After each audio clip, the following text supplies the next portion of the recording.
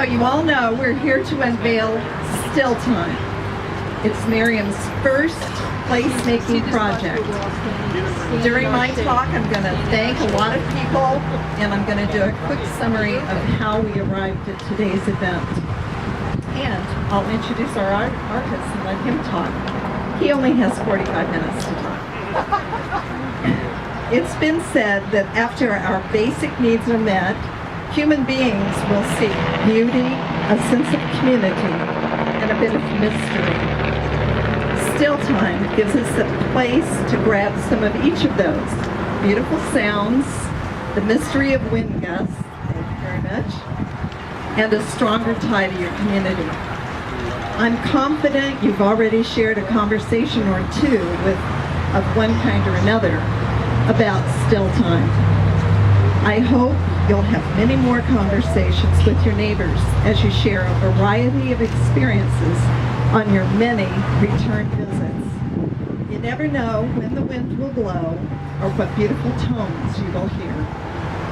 Here's a summary of how we reached today's event. In late 2013, Todd Boyer, who was then a Merriam council member, attended a conference of the National League of Cities.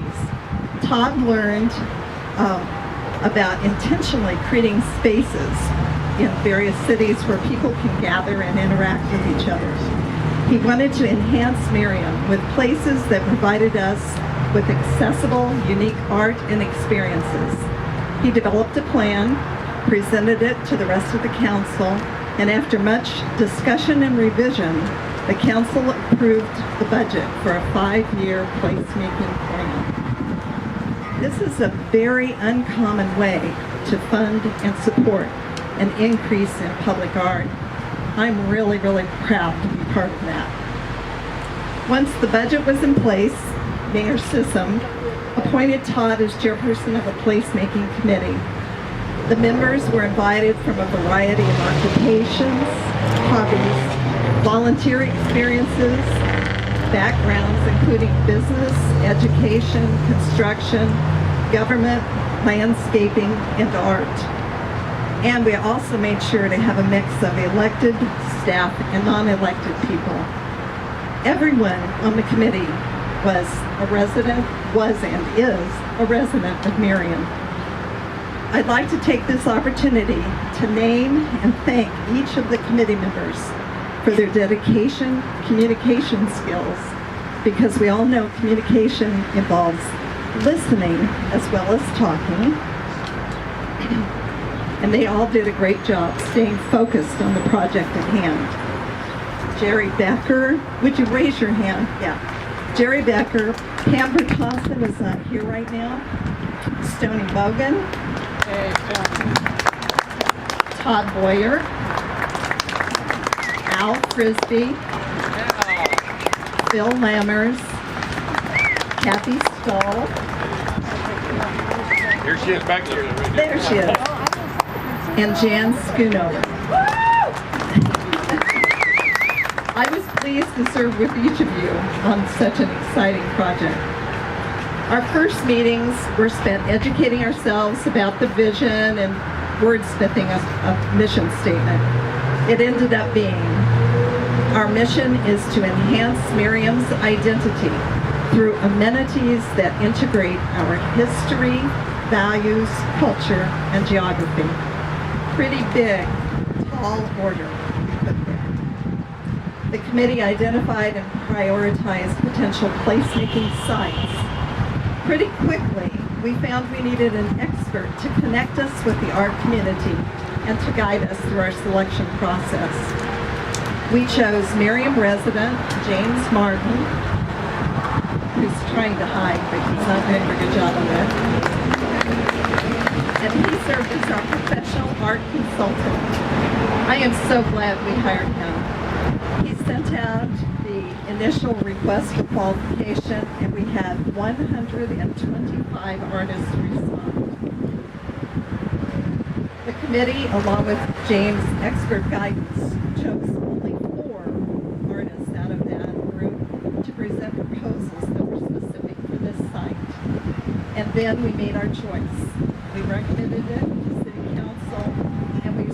received their approval to proceed. Our choice was Dan Maginn, principal at Draw.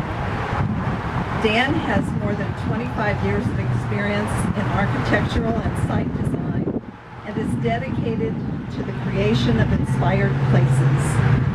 His pursuit of design excellence has resulted in numerous awards and feature stories in regional and national design journals. A 1989 graduate of Tulane University, Dan is active in providing leadership to the industry on the practice of architecture and design. So now it's my great honor to introduce you to Dan Maginn.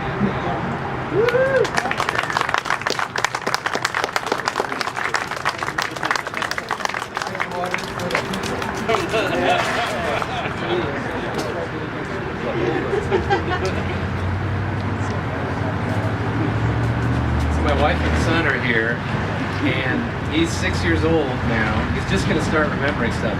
So his name is Lawson. Could everyone just like look at him and say, "Hi, Lawson"? Hi, Lawson. So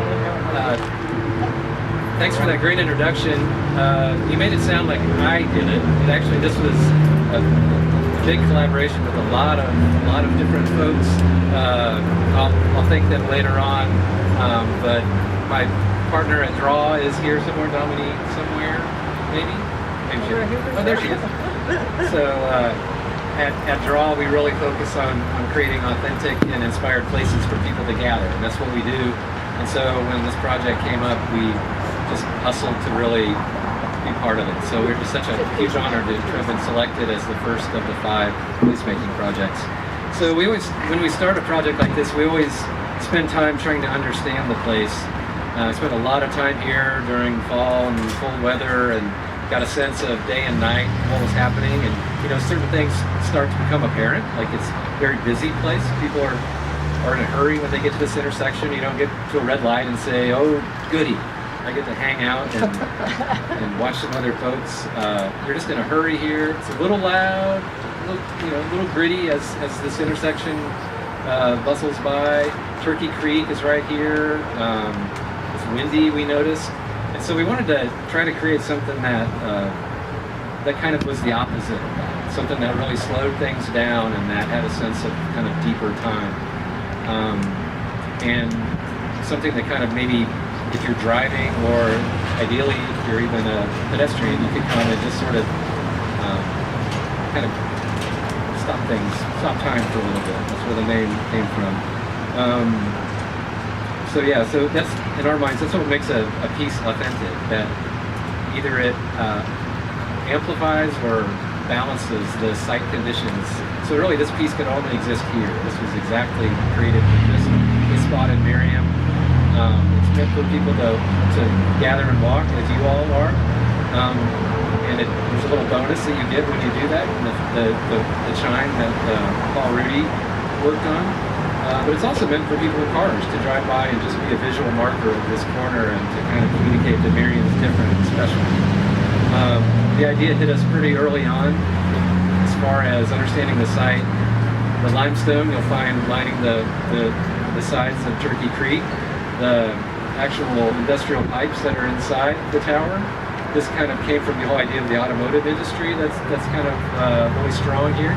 And then the wind we considered to be a building material. So we brought those 3 things together to create something special. Also, not really done yet because the grasses, this is a little blue stem prairie grass. It'll get up to about 30 inches, 36 inches, and we'll start to see the wind track along with that. So that'll be kind of nice when that happens. So if you drove by the tower this winter and you heard a solitary voice singing, is Paul, where is Paul? Hey, that was Paul. It was his job, really. He really is the kind of poetic spirit of this piece. And we came to Paul and said we had this idea to create this chamber, and we needed help figuring out what kind of sound would emanate from it. And we've worked with Paul before. He's just a real inspiration to us.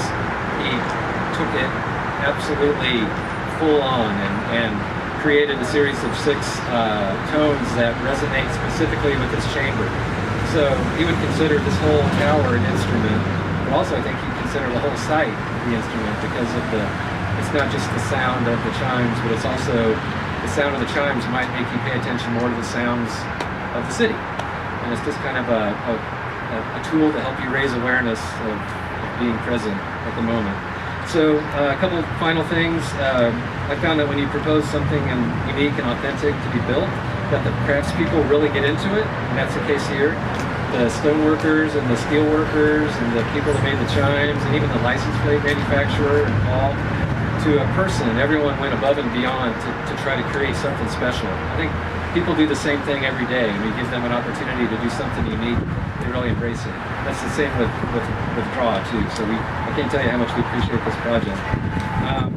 Chris mentioned beauty, community, and mystery, and we hope you find this place beautiful. We hope it encourages Merriam residents and visitors to gather and connect. And we hope that when they do, they appreciate the note of mystery that's inherent when you rest 2 tons of limestone on a cube of wind. And thanks to fellow drawers Jessica Reed Schultz, who's here, and Jesse Krupper, who is not here, but if he was here, I would thank him. And to Paul Rudy, who gave us the soul, to Phil Lammers and James Martin and all the Merriam folks who stopped by and supported us when we were making it. And it really is truly an honor to have worked on this, and so I just wanted to thank you from the bottom of my heart. All right.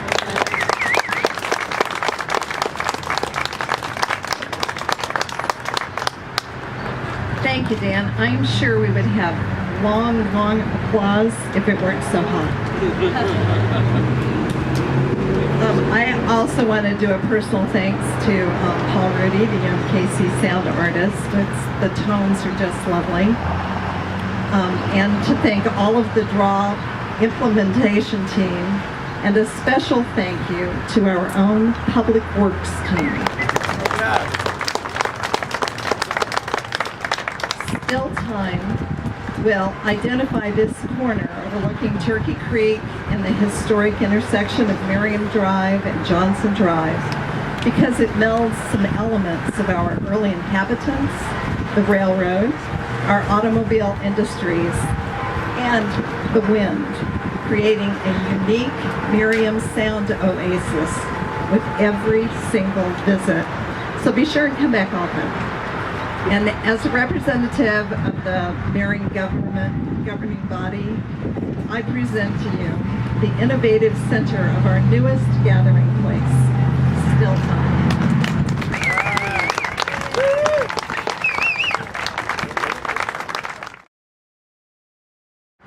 1, 2, 3.